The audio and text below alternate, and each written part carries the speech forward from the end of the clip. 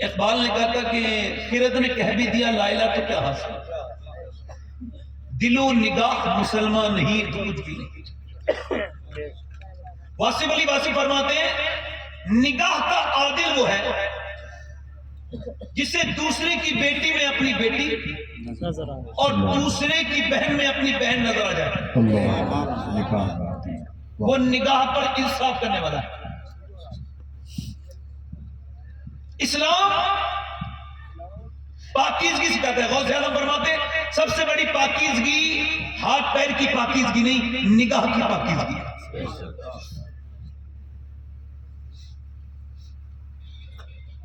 ایک بڑے بزرگ ہیں جو مولا علی کے خلیفہ بھی ہیں اور مرید بھی اور شاگرد بھی ہیں، ذرا بولے سبحان اللہ۔ اتنا کلوز ریلیشن مولا علی سے کہ وہ خلیفہ بھی ہیں، مرید بھی ہیں، شاگرد بھی ہیں، اور اس کے علاوہ انہوں نے امی ام سلمہ کا دودھ بھی پیا ہے، یعنی حضور کی بیوی کا انہوں نے دودھ بھی پیا ہے۔ ان کا ایک مرید جو حافظ بھی ہے، قاری بھی ہے، اور وہ خود بیان کرتے ہیں امام حسن بصری کہ میرا ایک مرید جو سب سے بہترین حافظ اور سب سے بہترین قاری تھا، وہ بصرہ میں اس سے بہترین حافظ اور قاری کوئی نہیں تھا۔ فرماتے ہیں وہ ایک دن میرے پاس آ کے رونے لگا، کہنے لگا حضور میں برباد ہو گیا، میں کہیں کا نہیں بچا، مجھ پہ لعنت برس گئی اللہ کی۔ میں نے پوچھا کیا ہوا؟ کہنے لگا حضور برباد ہو گیا، کچھ دعا کر دے۔ میں نے کہا بتا تو بھائی، گھبرایا ہوا کیوں ہے؟ تیرے یہ ہوش اتنے خراب کیوں ہیں؟ کہنے لگے حضور کل سے قرآن کا ایک لفظ بھی یاد نہیں رہا، میرے دل سے ایک ایک لفظ قرآن کا نکل چکا ہے۔ کہا مجھے بتا ہوا کیا تھا؟ کہنے لگے حضور یہ ہوا کہ کل میں نکل کے جا رہا تھا دوپہر کے وقت میں، ایک لڑکی پہ میری بری نظر پڑی، میں نے اس کا پیچھا کیا، اس نے پلٹ کے مجھ سے کہا تجھ کو شرم نہیں آتی؟ ایک طرف تو کہتا ہے تو حافظ قرآن ہے اور دوسری طرف تو مجھے بری نظر ڈالتا ہے، تجھے اس کی بھی حیا نہیں آتی؟ تیرے سینے میں اللہ کا قرآن ہے۔ کہتا ہے اس کے یہ لفظ پورے نہیں نکلے تھے کہ میرے سینے سے میں ویرانی پھیل گئی، اور اس کے بعد حضور ایک بھی آیت مجھے یاد نہیں ہے، ابھی تو میرا صرف قرآن نکلا ہے، کہیں میرا ایمان نہ نکل جائے حضور، میں بے ایمان ہو کے نہ مر جاؤں۔ اور وہ یہ کہہ کے دہاڑے مار مار کے رویا، پوری محفل جمع ہو گئی کہ حضور میرے لیے دعا کر دے۔ امام حسن بصری نے دعا فرما دی، مگر آپ فرماتے ہیں امام حسن بصری کہ میرے دور میں سب سے زیادہ جو لوگ ایمان پر نہیں مرے، یعنی مرتے وقت ان کا ایمان چھن گیا، کہتے اس میں بڑے بڑے قابل، بڑے بڑے عابد اور زاہد بھی تھے، کہتے جن کے ایمان چھن گئے یہ وہ لوگ تھے جو بدنگاہی کرتے تھے، جن کی نگاہیں ان کی کنٹرول میں نہیں تھی۔ اب میں آپ سے یہی پوچھنے چاہتا ہوں، نوجوانوں سے گزارش کرنا چاہتا ہوں، کہیں خدا نہ کرے یہ جو آپ کی فری والی جی بی ہے، یہ جو آپ کی روز اپڈیٹ ہونے والی جیو کی جی بی، اور یہ جو روز اپڈیٹ ہونے والی آپ کی ایئرٹیل کی جی بی، یہ جو آپ نے انسٹاگرام چلایا ہے، یہ جو آپ نے فیس بک چلایا ہے، یہ جو آپ نے اس میں تصاویریں دیکھی ہیں، اس میں برہنہ لڑکیوں کو آپ نے معاذ اللہ دیکھا ہے، مگر پھر بھی آپ کے ایمان پہ کوئی فرق نہیں پڑا، اس کا مطلب ایمان یا تو اندر ہے نہیں، اور اگر ہے تو کمزور اتنا ہو گیا ہے کہ اب تو بالکل مرنے کے برابر ہو گیا ہے۔ اللہ نہ کرے کہ اس بدنگاہی کی وجہ سے کئی ایمان چھن گیا تو کیا ہوگا؟ بتاؤ، میں یہی پوچھنے چاہتا ہوں، مسلمانوں کی حالت تو دیکھو، ان لڑکوں کی، نوجوانوں کی تنہائیاں برباد ہیں، کتنے بیٹھے ہیں یہاں پر، ان کے کوئی ایسا الا ماشاءاللہ موبائل ہوگا جن کے موبائلوں میں گندی تصویریں نہ ہو۔ یہودیوں نے کہا تھا اے صلاح الدین ایوبی، ہم تم سے جنگ کی اب جنگ جو لڑیں گے وہ تلوار والی نہیں لڑیں گے، یا پھر کردار والی جنگ لڑیں گے، ہم تمہارے بچوں کو یہودی بنا دیں گے، ہم تمہارے بچوں کو نصرانی بنا دیں گے، تمہاری عورتوں کے دلوں سے ہم خاتون جنت کی محبت نکال لیں گے، تمہارے ہم عورتوں کی دلوں کی، تمہاری عورتوں کے دلوں سے ہم خدیجۃ الکبریٰ کی محبت نکال دیں گے۔ اور یہ ہوا بھی ہے کہ اب نوجوان بربادی کی طرف چلا جا رہا ہے، اس کی تنہائی میں کچھ نہیں بچا، یہ تنہائی کا چور ہے، یہ ایسا چور ہے، یہ گندی تصاویر بھی دیکھتا ہے اور میاں اپنے دوستوں تک کو شیئر کرتا ہے، یہاں تک کہ اسٹیٹس تک پر لگاتا ہے، اسٹیٹس پہ لگاتا ہے۔ ابھی کچھ دنوں پہلے ایک فلم ریلیز ہوئی، جب فلم ریلیز ہوئی تو ایک عجیب واقعہ پیش آیا، یہ فلم ریلیز ہونے کے 2 دن کے بعد جو ہے وہ لکھنؤ کے تھیٹر کے باہر ایک زرین فاطمہ نام کی لڑکی کھڑی ہے۔ اچھا، اس سے پوچھا جا رہا ہے کہ آپ فلم دیکھ کے آئی ہیں؟ وہ کہہ رہی جی میں فلم دیکھ کے آئی ہوں، اس کے برقع بھی ہے باقاعدہ۔ اس سے پوچھا جا رہا ہے آپ جو ہے وہ فلم دیکھ کے آئیے, کہا کیا اچھا لگا آپ کو فلم میں؟ فلاں جو بمبئی کے ہیرو کی فلم ریلیز ہوئی ہے, اس نے کہا مجھے اسٹوری اچھی لگی, مجھے اس کے گانے اچھے لگے, مجھے یہ کچھ اچھا لگا. اگر میں اس کے قریب ہوتا تو اس کے پاؤں پکڑ لیتا اور کہتا میری بہن ایسا کر, یا تو اپنا نام بدل لے یا اپنا کردار بدل لے. تو فاطمہ نام رکھ کے تھیٹر کے باہر کھڑی ہے, تجھے نبی کی بیٹی کے نام کی بھی پرواہ نہیں ہوئی. کاش میری بیٹی اس بات کو سمجھتی اور کاش میرے بچے سمجھتے. اقبال کہتا ہے بت شکن اٹھ گئے, باقی جو رہے بتگر ہیں, امتی باعث رسوائی یہ پیغمبر ہے. آج تک کسی غیر مسلم نے نہ قرآن کو سمجھا نہ حدیث کو سمجھا, وہ صرف مسلمان کو سمجھتا ہے. اگر نیک مسلمان دوست مل جائے تو کہتا ہے اسلام نیکوں کا مذہب ہے, اور اگر برا مسلمان مل جائے تو کہتا ہے اسلام بروں کا مذہب ہے. نام محمد دانش ہے, نام محمد ارحان ہے, نام محمد زید ہے, نام محمد طفیل ہے, نام محمد علی ہے, نام محمد حسین ہے, نام جو ہے ابو حسن ہے, اور میاں اسٹیٹس گندے لگے ہوئے ہیں. شرم آنی چاہیے. کوئی تیرے اسٹیٹس دیکھے گا تو کیا کرے گا؟ اپنی بیٹی کے اسٹیٹس, اپنی بہن کے اسٹیٹس, کہ میری بیٹی ناچ رہی ہے. شرم نہیں آتی لوگوں کو؟ ایسے جاہل ہو گئے ہیں. ارے ہم سے اچھے تو پہلے زمانے کے بھکاری تھے کہ جامع مسجد میں بیٹھ کے ایک شخص بھیک مانگ رہا تھا, وہ مسلمان تھا, انگریز ادھر سے گزرا, اس نے بھیک مانگی, انگریز نے کچھ دے دیا, مگر انگریز کا حالت اسی حالت میں دھوکے سے پرس گر گیا. نہ انگریز نے دیکھا نہ بھکاری نے, مگر بھکاری کو بعد میں مل گیا, اس نے رکھ لیا, انگریز تو ملا نہیں. 3 مہینے تک انتظار کیا, 3 مہینے کے بعد انگریز آیا. اس نے کہا بابو یہ آپ کا پرس ہے صاحب. اس نے پرس کھول کے دیکھا, اس میں بہت سے پیسے تھے. کہا یہ پیسے بہت ہیں. کہا یہ تو نے پیسے خرچ کیوں نہیں کیے؟ کہا تو بھکاری نہیں ہے, کہا تو بھیک مانگتا نہیں ہے, کہنے لگا تو کیا بھکاری نہیں ہے, محتاج نہیں ہے؟ اس نے کہنے لگا ٹھیک ہے میں محتاج ہوں, مجھے پتا ہے کہ میں بھکاری ہوں, مگر یہ پیسے کیوں نہیں لیے؟ کہنے لگا میں بھکاری ہوں مگر بے غیرت نہیں ہوں. کہا کیا مطلب؟ کہا تو عیسیٰ کا امتی ہے, میں مصطفیٰ کا امتی ہوں. اگر تیرے نبی نے میرے نبی سے کہہ دیا ہوتا قیامت کے دن کہ آپ کا امتی چور ہے تو بھکاری تو ہوں, میری کوئی اوقات نہیں, تو حضور کی بارگاہ میں کیسے جاتا, اپنے سرکار کی بارگاہ میں کیسے جاتا؟ تو یہ لے اپنا پرس لے لے, میں ایسا بھکاری نہیں ہوں, میں نبی کا غلام ہوں. انگریز بولا تو بعد میں یہ پرس دینا, پہلے ذرا مجھے اس ایمان کا چسکا چکھا جو تو نے چکھ رکھا ہے.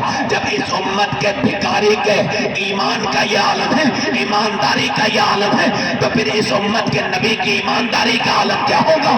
میاں ذرا غور تو کریں, ذرا توجہ تو کریں, آج کہاں چلی جا رہی ہے یہ قوم, ذرا غور تو کریں. انہوں نے کرسٹیانو رونالڈو کو اپنا انہوں نے اپنا ان بچوں نے اپنا کرسٹیانو رونالڈو کو اپنا آئیڈیل بنایا ہے. پورا عرب برباد ہو گیا. جا کے دیکھو, میں صرف ایک آدمی کی بات نہیں کر رہا ہوں, پورے عرب امارات پر, یعنی دبئی, قطر, دبئی, ابو دھابی, جہاں جہاں جائیں گے انہوں نے ریسرچ کیا کہ یہ بچے بڑے ہو کے کیا بننا چاہتے ہیں. تو انہوں نے معلوم ہے کیا لکھا؟ 10 سے 15 سال کے بچے بڑے ہو کے کہتے تھے کہ ہم کرسٹیانو رونالڈو بننا چاہتے ہیں, میسی کی طرح بننا چاہتے ہیں. اور وہ جنہیں عربیوں کو تم بہت اچھا سمجھتے ہیں آپ لوگ, انہوں نے کرسٹیانو رونالڈو کو ہائر کیا اور اس سے کہا ہمارے بچوں کو آپ فٹ بالر بنائیں, فٹ بال سکھائیں. کیا ان کے پاس کوئی نمونے عمل نہیں تھا جسے اپنی زندگی میں لے کے آتے, کہتے اپنے بچوں سے انہیں پڑھو, اپنے نصاب میں اپنی کتابوں میں پڑھواتے تھا. ارے یہ جو نوجوان آج اسٹوری لگاتا ہے بمبئی کے ہیرو کی طرح, اس کو پتا ہے کہ کس ہیرو سے متاثر ہے. تیری قوم میں تو ایک ایسا ہیرا تھا کہ کسی دنیا کی قوم کو ایسا ہیرا نہیں ملا. چاہے کسی سے پوچھ لے, وہ 10 سال رہا تھا مدینے میں, 10 سال, اور 10 سال میں اس کے کپڑوں پہ 17 پیمند تھے. پیمند تو 17 لگے تھے, مگر اس نے ایک کربٹ لی تو قیصر کو برباد کر دیا, دوسری کربٹ لی تو کسریٰ کو برباد کر دیا. اور سنو, اس نے 10 سال کے اندر 1060 شہر فتح کیے, یعنی ایک دن میں وہ 3 دن میں ایک شہر کو فتح کرتا تھا. اس نے 10 سال کے اندر 4000 مساجد تعمیر کروائی, یعنی ایک دن میں وہ 3 مسجدیں تعمیر کراتا تھا. عالم اس کا یہ تھا کہ مدینے سے باہر نہیں نکلا, مگر اس نے غیر مسلموں کو, اس نے بڑے بڑے بادشاہوں کو تخت کو مدینے میں بیٹھے بیٹھے ہلا دیا. اسی کے بارے میں جب بات چلی تھی تو 2009 میں براک حسین اوباما نے امریکہ کے وائٹ ہاؤس میں کھڑے ہو کر کے کہا تھا کہ اگر دنیا میں 1 سال, صرف 1 سال عمر کی عمر اور ہو جاتی تو پوری دنیا میں سوائے اسلام کے کچھ نہیں ہوتی.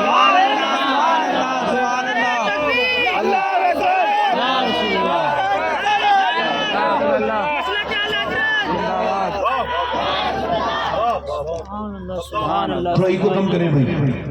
ہم کدھر چلے گئے ادھر تو دیکھو کن لوگوں کے پیچھے جا رہے ہیں. دل لگ رہا ہے نہیں لگ رہا؟ بولو تھوڑا اور بولوں یا پھر بتائیں؟ اگر مجھے تو چھٹی دے دو, مجھے روز تقریر کرنی پڑتی ہے. آج ذرا تھوڑا سا میں گھر میں ہوں تو پریشانی زیادہ کم ہو رہی. بولوں توجہ تو کریں ذرا, دل لگا کے بولیں سبحان اللہ. ارے آپ جو قوم اپنے آئیڈیل کو بھول گئی ہو, یا تمہارے پاس کوئی آئیڈیل ہے بھائی؟ ہمارے پاس آئیڈیل. آج میں ان کا ذکر کرتا ہوں آصف بھائی کے سامنے پہلی بار. میں ان کا ذکر کر رہا ہوں جنہیں اب ہمارے اعراس میں جگہ نہیں ملتی. ہماری محافل ان کے ذکر سے بالکل محروم ہے. ڈھول پیٹنے والے, قوالی سننے والے پیر صاحب بہت جھومتے ہیں, مگر پورے عرس میں کہیں بھی صحابہ کا ذکر نہیں ہوتا. اور صحابہ ریڑھ کی ہڈی ہیں, آئیڈیل ہیں, اور وہ کہتے ہیں بھائی ہم ان کا ذکر کریں گے نہیں, ہمارا ذکر ہونا چاہیے, ہماری محفل, ہمارا ذکر, ہماری تعریف. امام غزالی کہتے ہیں تعریف سننے سے بڑی بیماری روح کی کوئی دوسری ہے ہی نہیں. جو اپنی تعریف سن کے خوش ہوتا ہے وہ دوسروں کی نگاہ سے خود کو دیکھ رہا ہوتا ہے. بے وقوف ہے وہ, کبھی اپنی آنکھ سے زندگی پہ نظر نہ کی. وہی زاویے جو کہ عام تھے مجھے کھا گئے, یہ وہی زاویے پرانے لیے پھرتے ہیں. وہ کہتے ہیں جب تک میری تعریف نہیں ہوگی میرا عرس کامیاب نہیں ہوگا. میں کہتا ہوں پیر صاحب جب تک آپ کی نہیں ہوگی عرس کامیاب نہیں ہوگا, اور جب تک ابو بکر عمر کی نہیں ہوگی عرس قبول نہیں ہوگا.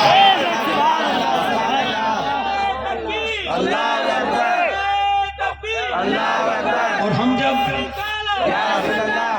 ہمارا جزاک اللہ خیر, میرا اپنا پلان ہے کہ جب ہم اپنے اس کو باقاعدہ طور سے, میں جب جناب شریف میں شروع کروں گا تو انشاءاللہ اس پہ ٹاپک ہوا کریں گے صحابہ کرام کی شان, تاکہ ہماری نسلوں میں بھی کوئی صحابہ کا گستاخ پیدا نہ ہو.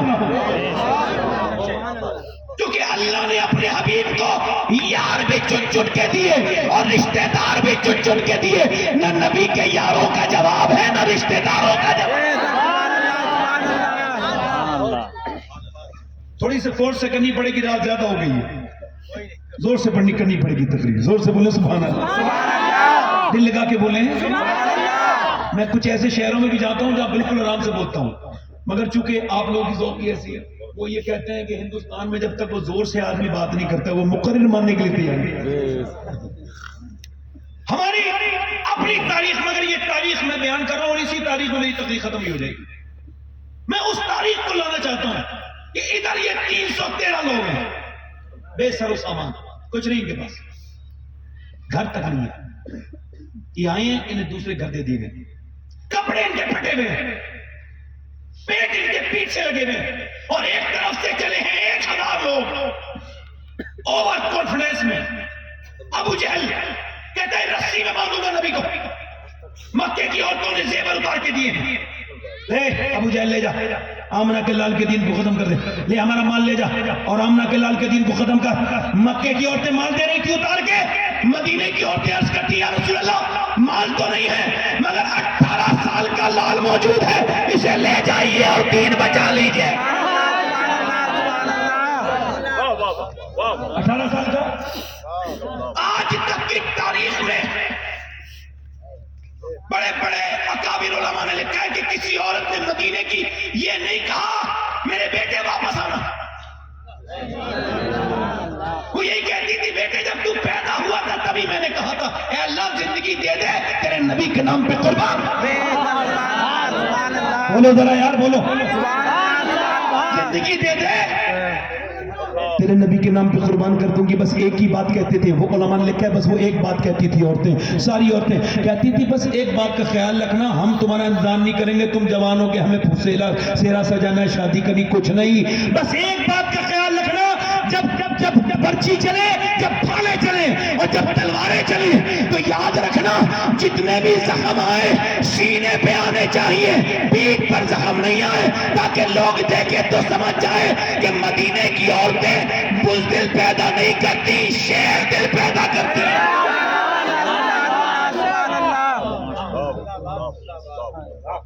मदीने की औरतों ने, मेरे नबी ने फरमाया इधर देखो, तवज्जो करो, ये बद्र क्या है? ये बद्र अल्लाह की आयत है।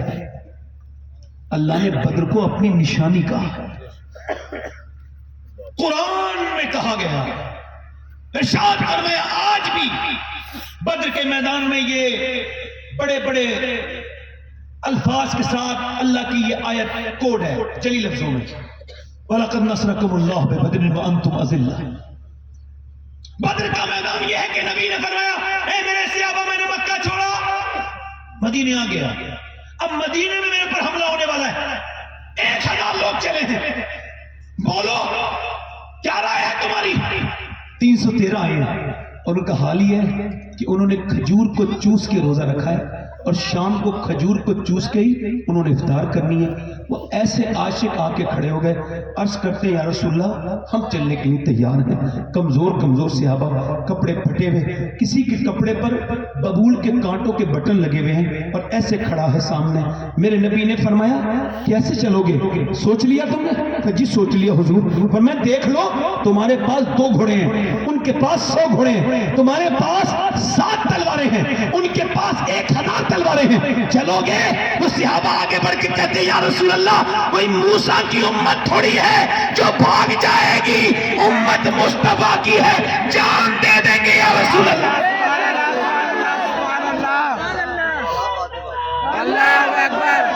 जान दे देंगे या रसूल अल्लाह। आपकी एक निगाह की बात है मेरे आका, हम तो आप पर कुर्बान होने के लिए हैं। मेरे इमाम ने कहा था हुस्न यूसुफ पे कटी मिस्र में अंगुश्त ज़नान, सर कटाते हैं तेरे नाम पे मर्दाने अरब। मेरे इमाम आला हजरत फाजिल बरेलवी फरमाते हैं कि वो हुस्न यूसुफ था जिस पे कुछ उंगलियां कट गई और फिर किस्सा खत्म हो गया। ये सनत तजाद का शेर है, जरा गौर तो कीजिए। कहते हैं कुछ उंगलियां कट गई, वो भी गिनती की उंगलियां थी, कट के खत्म हो गई। वो हुस्न यूसुफ था जिस पे औरतों की उंगलियां कटी, मगर इधर देखो, उधर औरतें हैं, इधर मर्द हैं, उधर उंगलियां हैं, इधर सर है, इधर मियां कट रही है, इधर कटा रहे हैं। कट जाना और है और कटाना और है, और उधर कट के खत्म हो गई, अब कटेंगी नहीं। इधर सिलसिला बरकरार है, हुसैन से लेके गाजी मुमताज हुसैन कादरी तक सर कटाते हैं तेरे नाम पे मर्दाने।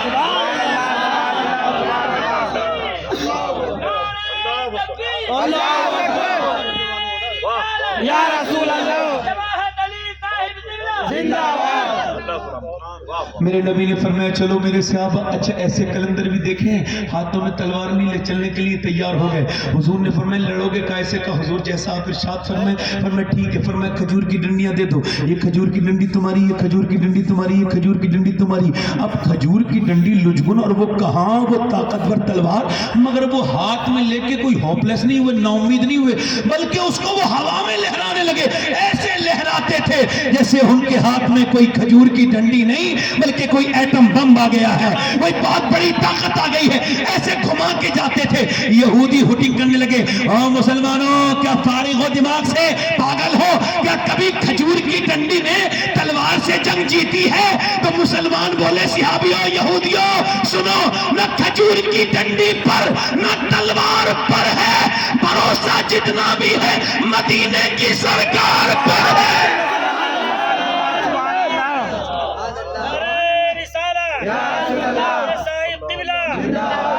चल दिए हैं दीवाने मियाँ, पेटों बिल्कुल पेटों में खाना नहीं है, मगर बद्र के मैदान में पहुंच गए। एक तरफ ये दीवाने हुजूर के खड़े हैं। अब 313 ये जब खड़े हुए, अब वो फौज, उसने पूरी रात तो शराब पी है, पूरी रात उसने डांस देखा है, उसने औरतें उसके पास हैं, उसने काट काट के ऊंट और बकरे भून भून के खाए, और ये बेचारे खजूर की गुठलियां चूस के इन्होंने रोजे रखे हैं, और वही गुठलियां अभी जेब में पड़ी हैं, उनको चूस के फिर रोजा खत्म कर देना है।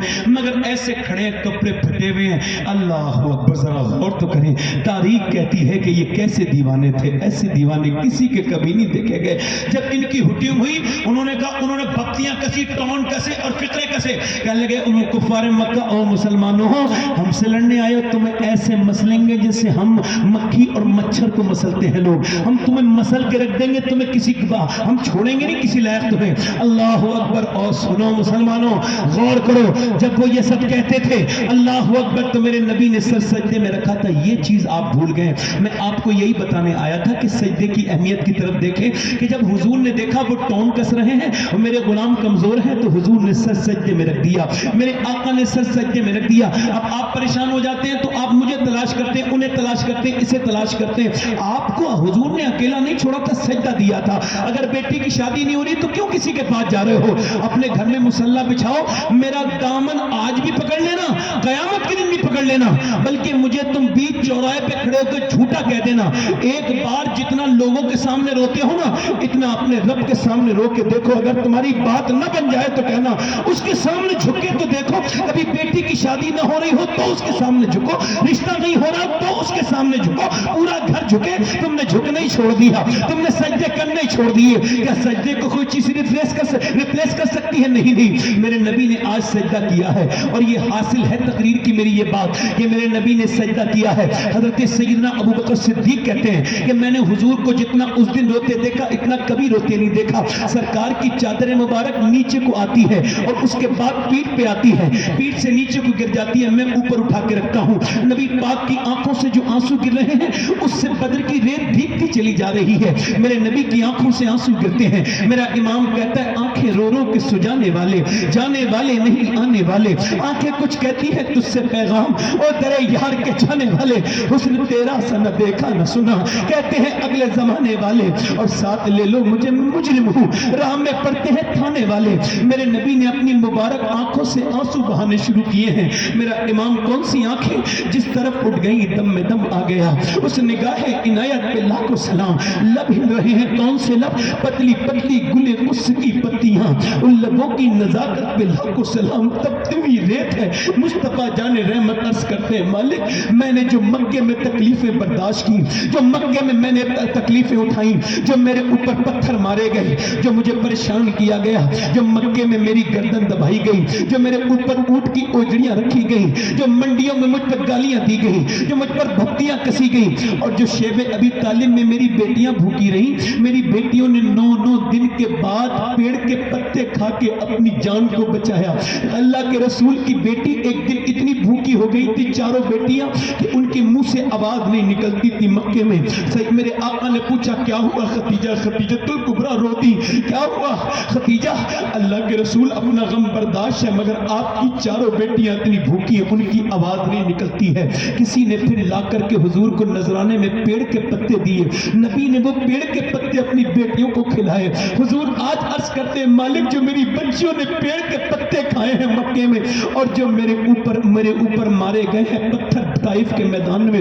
نوجوانوں کبھی طائف کو یاد کیا کرو. آپ کے اور میرے نبی طائف گئے، 80 کلومیٹر سفر کر کے طائف، مکے سے طائف 80 کلومیٹر دور گئے. حضور کے اوپر پتھر مارے گئے، اور پتھر بھی کتنی دردناک مارے گئے کہ حضور ایک پاؤں اٹھاتے تھے تو دوسرے پاؤں پہ مارتے تھے، دوسرا پاؤں اٹھاتے تھے تو پہلے پاؤں پہ مارتے تھے، اور میرے نبی بیٹھ جاتے تھے تو اٹھا کے مارتے تھے. اور معلوم ہے کتنے پتھر مارے؟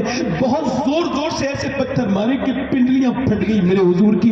آپ اس کا اندازہ کرو کہ پنڈلیاں کیسے پھٹتی ہے، پنڈلی کیسے پھٹتی ہے، کتنی زور سے میرے سرکار کے انہوں نے ایسے پتھر کے لہو لہان ہو گئے میرے حضور. زید بن حارثہ نے حضور کو گود میں اٹھایا. اللہ اکبر، میرا پیغمبر، میرا رسول، میرا آقا آج دہائی دے رہا ہے، اے میرے رب جو میں نے پوری زندگی محنت کی، وہ جو میں نے ایک ایک کر کے دن کا جمع کیا ہے، یہ 313 میری پوری زندگی کی کمائی ہے. یہ میرا ابو بکر، یہ میرا عمر، یہ میرا علی، یہ میرا بلال، یہ میرے امیر حمزہ، یہ میری پوری زندگی کی کمائی ہے. اگر یہ آج مٹ گئے نا، جن کے ہاتھ میں کھجور کی ڈنڈیاں ہیں، تو قیامت تک تیرا کوئی نام لینے والا نہیں ہوگا. میں نے پوری زندگی جو محنت کی ہے تو یہ میرے غلام تیار ہوئے ہیں. میرے مالک اگر یہ مٹ گئے، اور پھر عرض کرتے ہیں مالک ذرا دیکھ تو میرے غلاموں کو دیکھ تو، اپنے بندوں کو.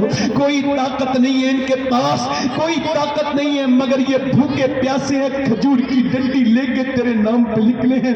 اگر تو نے ان کی مدد نہ کی تو کوئی قیامت تک تیرے نام پہ نہیں نکلے گا. میرے نبی اتنا روئے کہ میرا امام کہتا ہے اجابت کا صحرا، عنایت کا جوڑا دلہن بن کے نکلی دعائے محمد. ایسے روئے ہیں کہ جب میرے نبی نے اثر اٹھایا ہے اچانک مسکرایا मुस्कुराए हैं। अबू बकर सिद्दीक कहते हम खुश हुए। नबी ने फरमाया अचानक हवा चली। मौला अली कहते मैंने हुजूर ये कैसी हवा है? कहा सुनो अली, अल्लाह ने 500 फरिश्ते लेके जिब्राइल को जमीन पे भेज दिया है, 500 फरिश्ते लेके। फिर फरमाया अचानक हवा चली। मैंने अर्ज की हुजूर ये कैसी हवा है? सरकार ने फरमाया ओज ओज सुनो अली, अल्लाह ने मेरा दूसरा वजीर मीकाईल भी भेज दिया है और वो भी 500 फरिश्तों को लेके उतरा है। पर मैं मुसलमानों चलो, अब चलो अल्लाह के नाम पर। तो एक तरफ तो मियां अपनी शमशीर पर नाज था, एक तरफ नारे तकबीर पर नाज था, एक तरफ अपनी ताकत पर गुरूर था, एक तरफ मुस्तफा की मोहब्बत पर गुरूर था। इस पार्टी को बड़ा बड़ा गुरूर था कि इस पर माल है, मगर सहाबा को यह गुरूर था कि उनके सामने आमना का लाल है। मियां चले हैं। अब मियां जब तलवारें चली हैं और खजूर की डंडी से टकराई हैं तो जैसे पत्थर वो तलवार काट नहीं सकती, वैसे ही वो खजूर की डंडी बचा के बाहर ऐसा काटती थी। ये कभी सर काटती है, कभी हाथ काटती है, कभी पांव काटती है। खजूर की डंडी ने कभी इंसान को काटा नहीं था, मगर जब अल्लाह कटवाए और जब रसूल दुआ मांगे तो फिर कुछ भी हो सकता है। ऐसा काटा कि कटते गए और भागते गए। ऐसी भगदड़ मची कि अपनी लाशें छोड़ के भाग रहे थे। मगर मजे की बात यह है कि बिलाल हबशी ने उमैया को देख लिया। उमैया दौड़ता जाता था। उमैया कौन? जो बिलाल के सीने पे पत्थर रखता था। उमैया कौन? जिसने बिलाल को अंगारों पे लिटाला था। उमैया कौन? जो बिलाल के मुंह पे मुक्के इतने मारता था कि 10-10 दिन तक सूजा हुआ मुंह रहता था। बिलाल ने जब उमैया को देखा तो जलाल में आ गए और आने के बाद जाकर के वो दौड़ा भागा। आपने उसके मुंह पे घूंसा मारा, वो जमीन पे गिरा। गिरने के बाद बिलाल को देखने लगा। बिलाल ने कहा मैं देखना क्या है? ये कोई बिलाल का घूंसा थोड़ी है, ये तो इस्लाम का घूंसा कुफ्र के मुंह पे लगा है।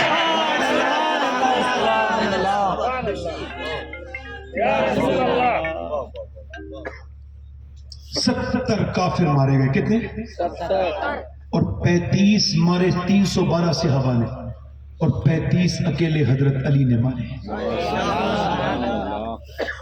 कभी हम में तुम में भी चाह थी, कभी हम में तुम में भी राह थी, कभी हम भी तुम भी थे आशना, तुम्हें याद हो के न याद हो। कभी तुम सजदे करते थे तो अल्लाह की रहमतें आती थी। आज नौजवानों तुमने सजदे करना छोड़ दिए। देखो मैं या कोई भी रहबर आपकी मंजिल नहीं हो सकता, वो रास्ता बन सकता है। मेरी बहनें भी सुन लें और आप भी।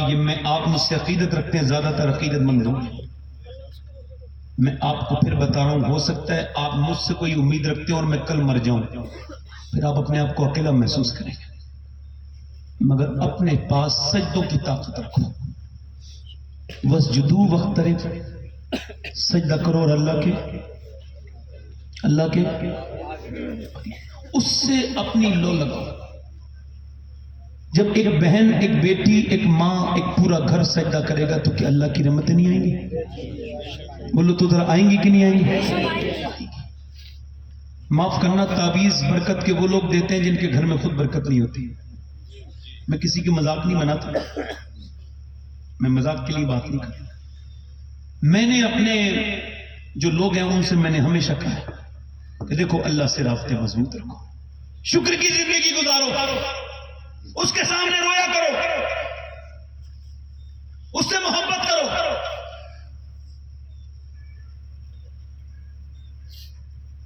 ये अजमत वालिदैन प्रोग्राम है ना। अल्लाह ताला हाजी साहब की मगफिरत फरमाए। मैं उम्र की बात कर रहा था ना, जरा बोले जरा सुभान। हुजूर फरमाते जब नेकों का जिक्र हो तो मेरे उम्र का जिक्र जरूर कर लिया। फरमाते मेरे उम्र का जिक्र किया करो। फरमाती अम्मी आयशा, उम्र का जिक्र जहां होता है ना वह इंसाफ का जिक्र होता है, और जहां इंसाफ का जिक्र होता है वहां परवरदिगार का जिक्र होता है। आखिरी बात कर रहा हूं, उमर कोई आम आदमी नहीं था, ठीक है? अभी तक पैदा नहीं हुआ उमर की तरह, और पैदा होगा भी। आखिरी बातें कर रहा हूं, समझ। दिल लग रहा आप लोगों को नहीं लग रहा? देखो मेरा तो अब लग गया। अगर आप कहोगे तो मैं 1 आध घंटा और भी बोल सकूंगा, मगर मैं सिर्फ 10-15 मिनट में तकलीफ खत्म कर रहा हूं, क्योंकि हमने कहा था कि 1 बजे हम सलाम पढ़ लेंगे, और मैं बड़ा पाबंद इंसान, हम बात नहीं कर रहे हैं। آج بڑے عزیز لوگ مجھے میسر ہیں. عمر فاروق اعظم مطلب ایک تو ہوتا ہے وہ آدمی جس کو بڑا چاؤ ہوتا ہے تو مجھے ٹریٹمنٹ ملے ہے نا. ایک جگہ میں تقریر کر رہا تھا تو پیر صاحب آ رہے تھے تو وہ نعرے بارے لگواتے آ رہے 10-5 لوگ اپنے ساتھ لے کے بھی ادھر ادھر. تو میں چونکہ تقریر کر رہا ہوں تو میں ڈسٹرب ہو جاؤں گا نا. تو میں نے کہا دیکھو یہ نعرے نہ لگاؤ, حضرت آئیں گے ہم استقبال کر لیں گے. تو وہ مجھ سے ایسے ناراض ہوئے کہ آج تک ناراض ہے.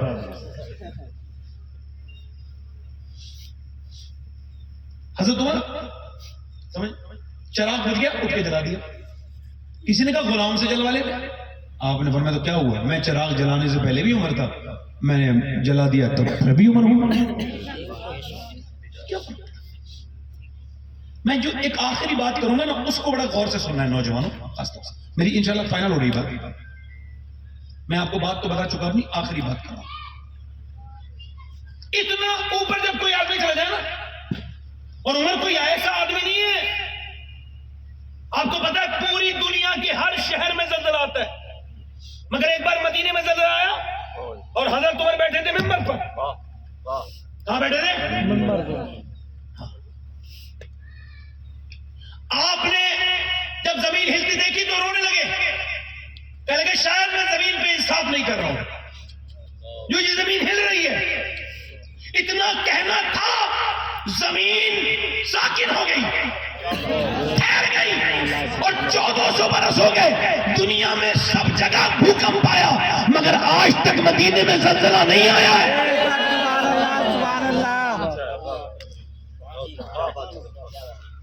کسی ایسے پیر کی بات نہیں کر رہا ہوں بھائی جس کے مریدوں نے اس کی کرامتیں گھڑ لی,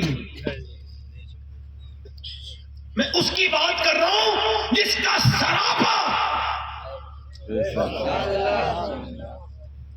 ارے یار, اور جتنے صحابہ ہیں نا وہ حضور کے مرید ہیں, اور عمر کو حضور نے مانگا ہے, یہ عمر حضور کی مراد ہے. مانگا ہے جسے حضور نے مانگا ہے, اللہ عمر دے دے. ارے آپ مانگو اپنے اعتبار سے مانگتے ہو, حضور مانگتے ہیں تو اپنے اعتبار سے. شیخ الاسلام خواجہ قمر الدین سیالوی فرماتے تھے حضور نے عمر نہیں مانگا تھا بلکہ اسلام کی عمر مانگ لی تھی. توجہ ہے کہ نہیں؟ اب توجہ کرو, آخری بات کرو. میں کہہ رہا ہوں تو ہمبل ہو جانا اتنا آسان کوئی عام آدمی نہیں ہے. اچھا دیکھیں آپ کوئی ذرا سا بھی کسی کو ہو جائے, میں کسی کا نام نہیں لیتا, کوئی ذرا سا دولت بڑھ جائے, تھوڑا سا وہ آ جائے, یہ سب تو ہے نا, تو بڑا لوگوں کو مسئلہ ہو جاتا ہے کہ میں ادھر نہیں جاؤں گا اور یہ 4 لوگ ادھر آنے چاہیے. ایسے لوگوں کی زندگی بڑی مشکل ہے. اب کوئی جوتے پہنانے والا ہو تو بھائی جان جائیں گے, اب ہے ہی نہیں تو بیٹھے رہیں گے. حضرت عمر فاروق اعظم صبح اٹھتے فجر میں, کیا دنیا میں ایسے ماؤں نے بیٹے جنے تھے؟ نہیں, ایسے ماؤں نے بیٹے پھر کبھی نہیں جنے.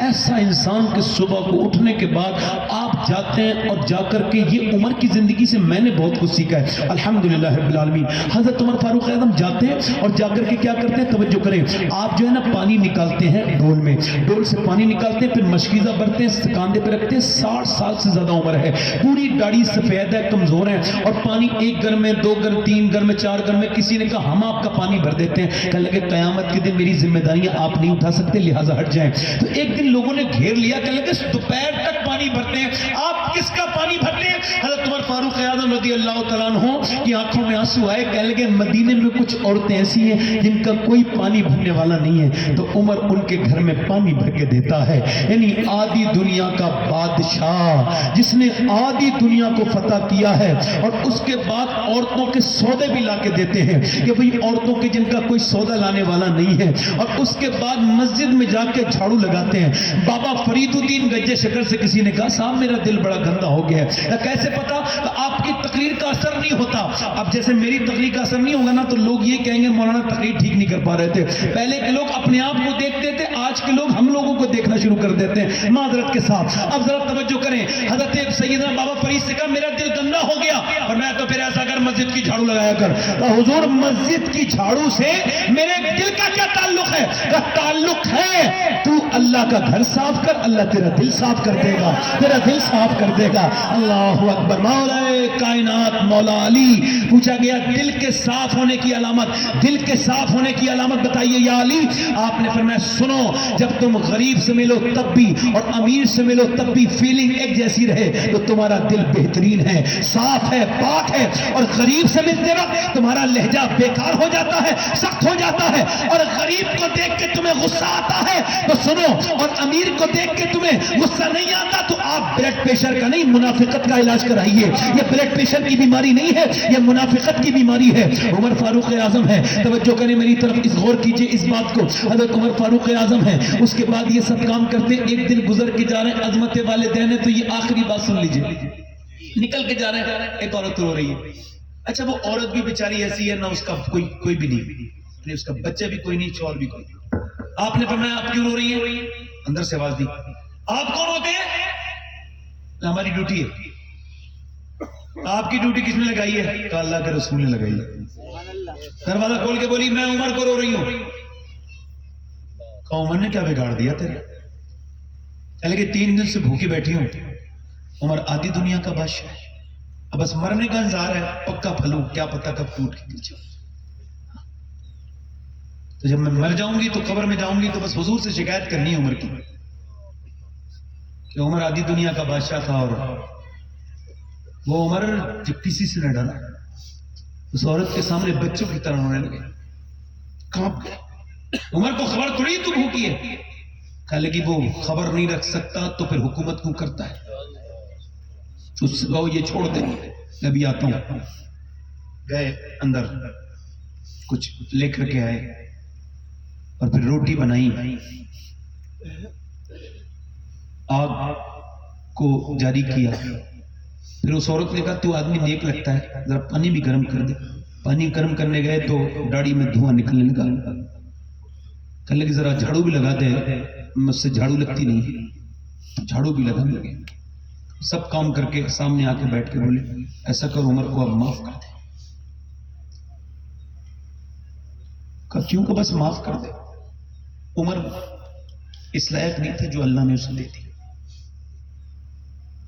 اونٹ چلاتا تھا, اونٹ. کہنے لگے اونٹ چلاتا تھا عمر, ایک مٹھی اونٹ, ایک مٹھی جو, ایک مٹھی کشمش پر پورے دن اونٹ چلاتا تھا.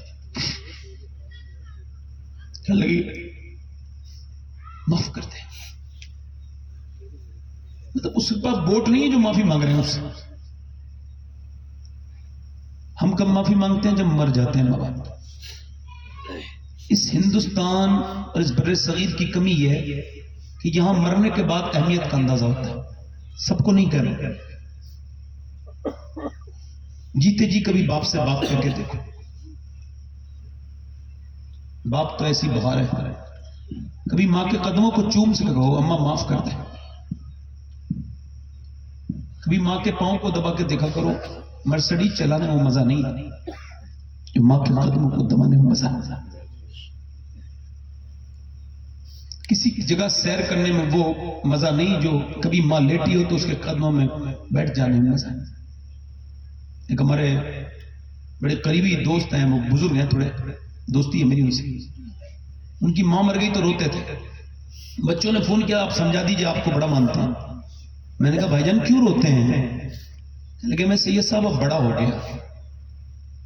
پہلے گھر میں آتا تھا تو ایک آواز آتی تھی اے ادھر آؤ, بیٹا آ گئے.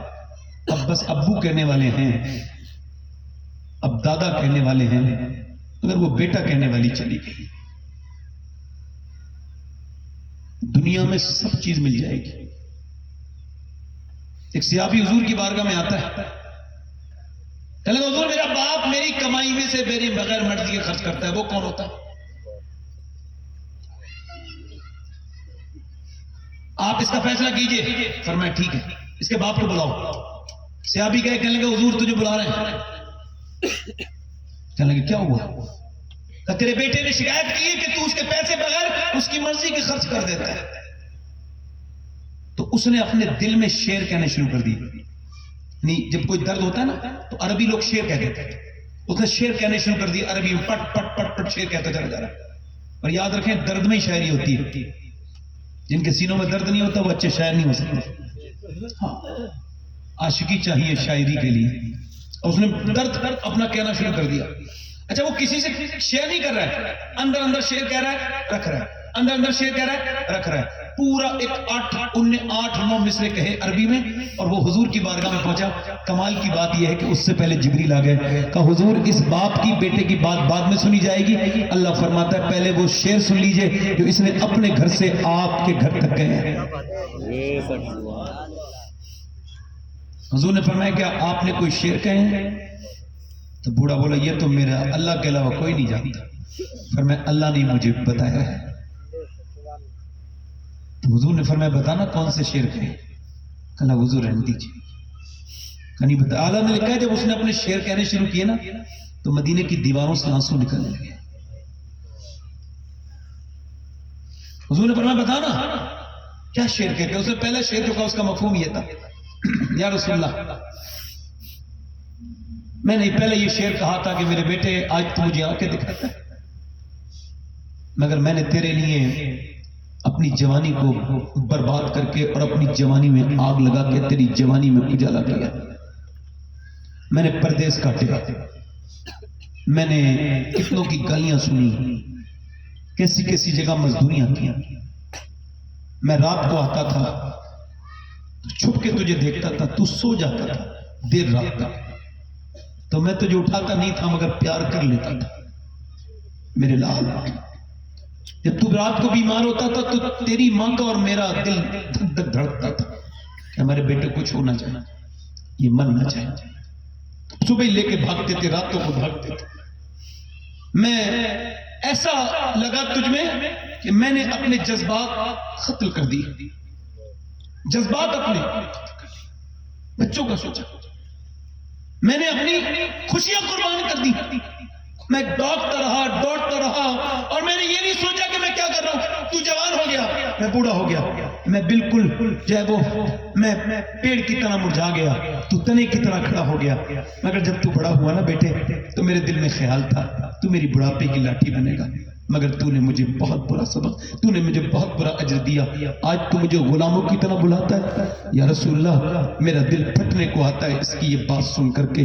یا رسول اللہ میں آپ سے پوچھتا ہوں, میں اس کا باپ ہوں, پوری جوانی لگا کے اس کے ساتھ یہ کیا, تو کیا میں اس کے مال کا مالک نہیں؟ میرے نبی پاک نے اس کا گریبان پکڑ لیا اس کے بیٹے کا اور فرمایا تو مجھ سے یہ پوچھنے آیا نا کہ تیرے باپ کا حق ہے نہیں؟ تیری جان تیرا مال اتنا تو حقدار نہیں اپنی جان مال پر جتنا تیرا باپ حقدار ہے.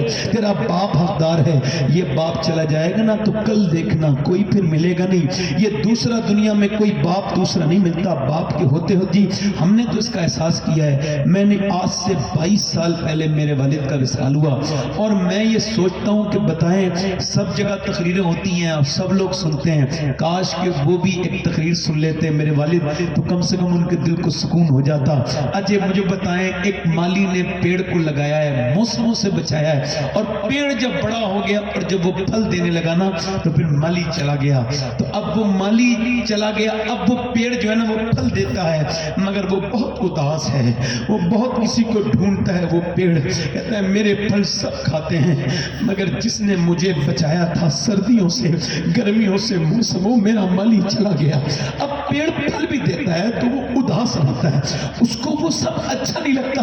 وہ کہتا ہے بھئی وہ بھی تو ایک بار پھل کھا لیتا, جس نے یہ اس کی نیب رکھی تھی. باپ باپ ہوتا ہے, ایک بار چلا جائے تو دوسری مرتبہ دوسرا کوئی نہیں ملے گا. یہ ماں باپ اللہ کی نعمتوں میں سے بڑی نعمت ہے, ان کی قدر کریں. اور عمر کی آخری بات بیان کر کے اپنی تقریر کو فلی سٹاپ کر رہا ہوں کہ عمر کے کپڑوں میں 17 پیمت تھے اور لوگوں نے شکایت کر دی اور امی عائشہ کے پاس جا کر کے اے امی عائشہ آپ عمر سے کہہ دیں, لوگ اس کا مذاق اڑاتے ہیں, آدھی دنیا کا بادشاہ ہے اور اس کے کپڑوں پہ 17 پیمت لگے ہوئے. اما عائشہ نے بلایا, اے عمر آپ یہ بتائیں اگر اللہ پیسے دے تو کپڑے پہننے کو برا بات تو نہیں؟ کہا نہیں. کہا تو پھر ایک جوڑی کپڑے بنا لے, غیر مسلم آتے ہیں یہودی نصرانی تیرے کپڑوں کی مذاق اڑاتے ہیں, لوگوں کو اچھا نہیں لگتا.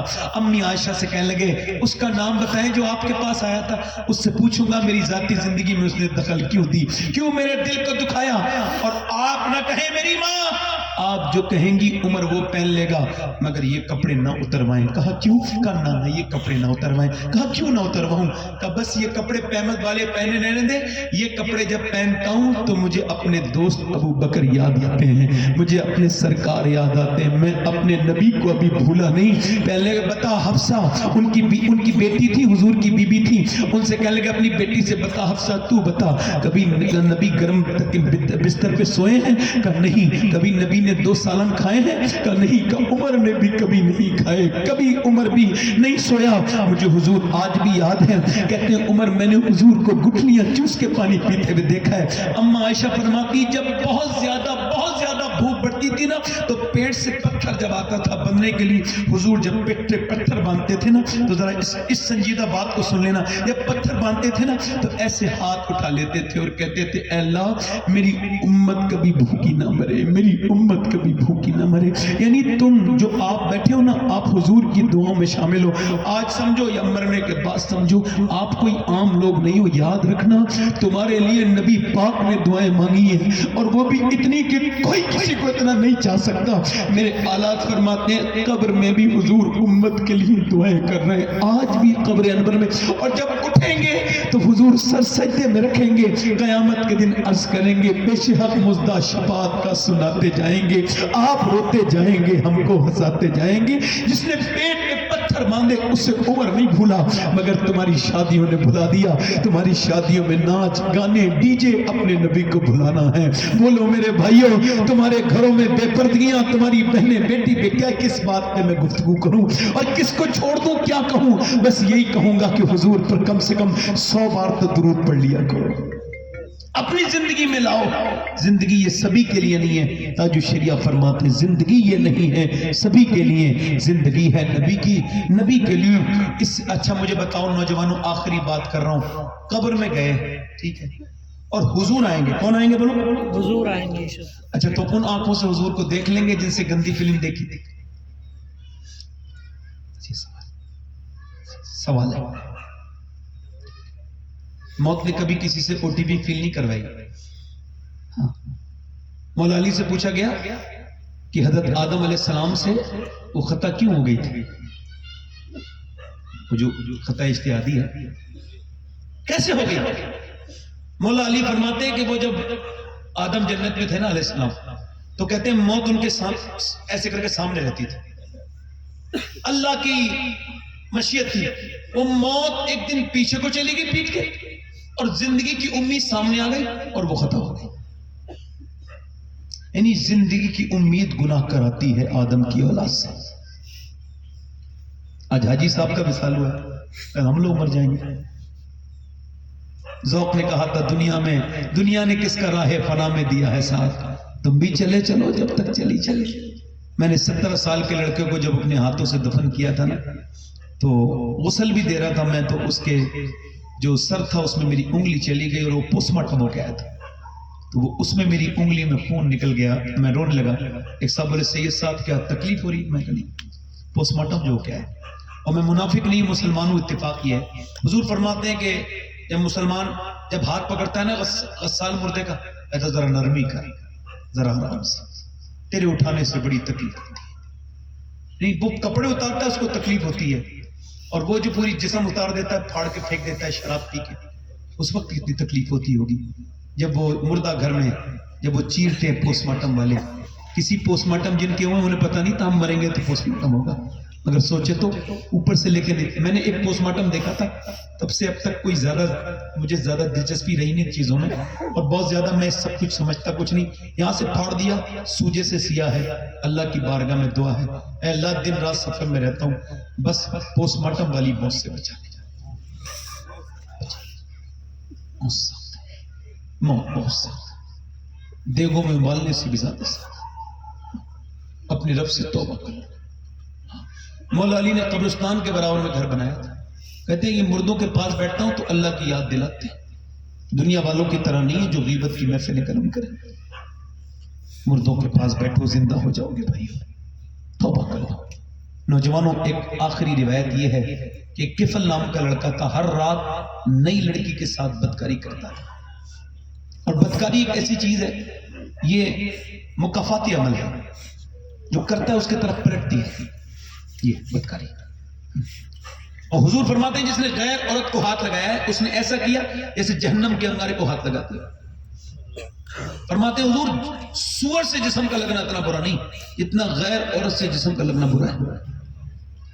ایک حدیث فرماتے ہیں، حدیث قدسی، اللہ فرماتا ہے محبوب میں اگر زانی کو معاف بھی کر دوں نا جنت بھی دے دوں تو جنت میں اپنا دیدار نہیں کروں گا.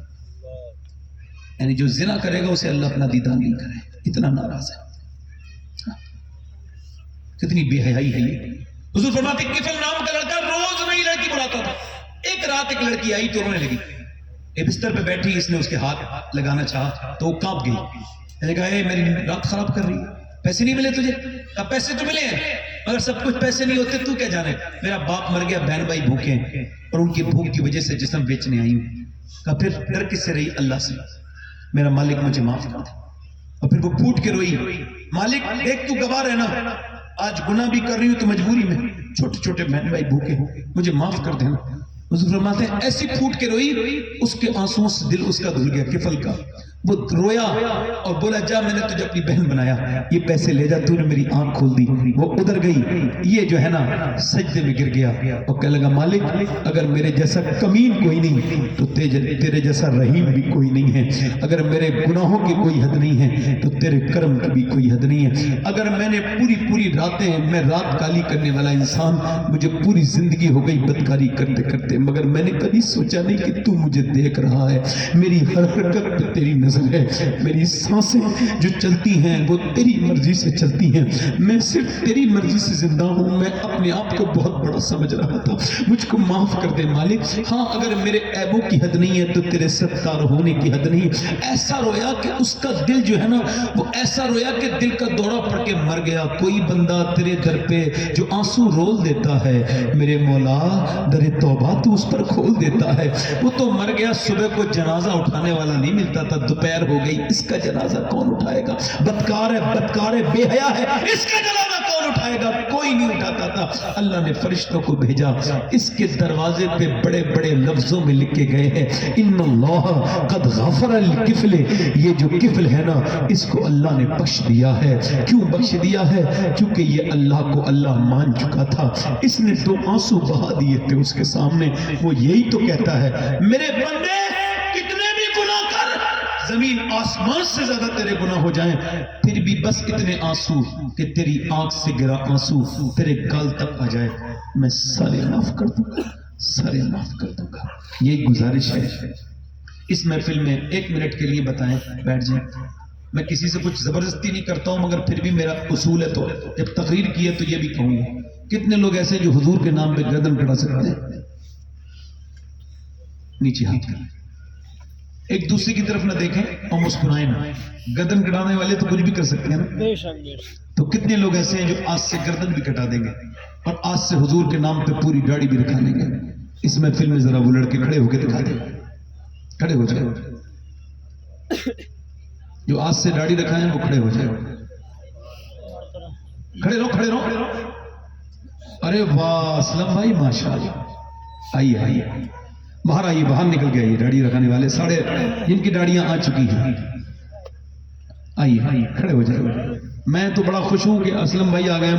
آپ بھی آؤ، باہر آؤ. سنت رسول رکھائی جا رہی ہے، ہر نبی کے داڑھی ہر بلی. لیکن توفیق تو اللہ ہی دے گا نا. ادھر آ جائیں. 2 لوگ آئے ہیں، دیکھیں زبردستی کوئی نہیں ہے.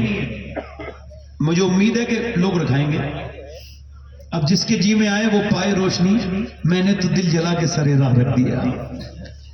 دیکھیں اور کوئی دیوانہ نوجوان لڑکا ہو کوئی جو آج سے اپنے گناہوں سے توبہ کر کے داڑھی رکھائے. یہاں کوئی مدرسے کا طالب علم نہ آئے چونکہ ان کے تو نصاب نہیں ہوتے. آپ چلے جائیں، ہم نے کوئی تعداد نہیں دکھانی کسی کو. آپ آ جائیں بس، یہ کافی ہے میرے لیے. 3 لوگ کافی ہے بیٹا. ٹھیک ہے چچا کھڑے رہیں. آپ کی داڑھی چھوٹی ہے. اور کوئی ہے؟ ادھر سے کوئی آ رہا ہے، ادھر سے کوئی آ رہا ہے. چلے کوئی بات نہیں، میں تو خود نظریں چرا رہا ہوں چونکہ میرا یہ ورک ہے اور میں روز اسے کرتا ہوں معذرت کے ساتھ. کوئی اور عاشق رسول ہے ادھر؟ کوئی ہے اور؟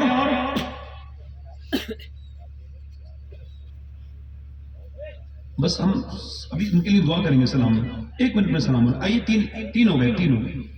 चौथा आशिक रसूल कोई चौथा है? अच्छा आइए। नहीं, आपके है डैडी, बैठ जाइए। चौथा आशिक रसूल है कोई इस महफिल में? इस सब का सवाब इंशाअल्लाह हाजी साहब किबला की रूह को पहुंचे, और एक दाढ़ी पर 100 शहीदों का सवाब है। पूरी दाढ़ी दिखाएंगे 3 लोग इंशाअल्लाह।